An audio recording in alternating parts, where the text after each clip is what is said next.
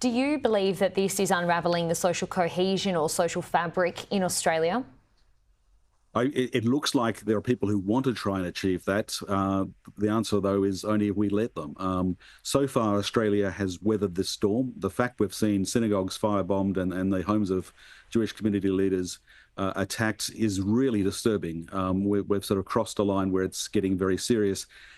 We need to put all resources at this and to treat it with utmost seriousness. It doesn't mean that our social cohesion is falling apart and we're failing, though. Particularly if it's the case that we've got outside actors just trying to disrupt, then it's all the more reason to come together and say we're not going to let them win. I mean, police have been doing an incredible job trying to play catch up here and have made arrests and laid charges as well. But do you believe the Prime Minister has let anti-Semitism fester? I don't think the Prime Minister wants to see anti-Semitism get any worse at all. It's when you say let, I think we've been caught by surprise by how serious this has escalated. As they're crossing that line with an arson attack on a synagogue and now with a childcare centre next to a Jewish centre.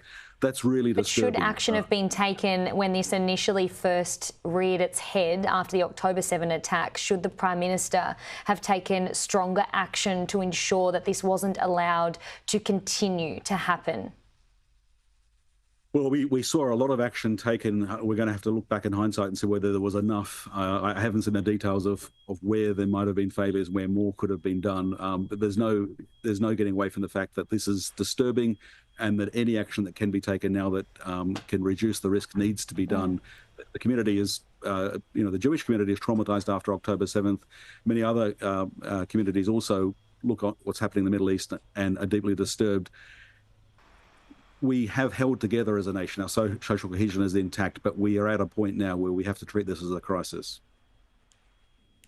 Greg, we do have to wrap things up. I just want to quickly get your thoughts on the other side of this. I mean, many parents and viewers of this show, family members, would be fearful that someone they love could now be open to being radicalised online. I know that was a point that Reece Kershaw spoke about as well. Are you concerned about that, particularly in this social media age?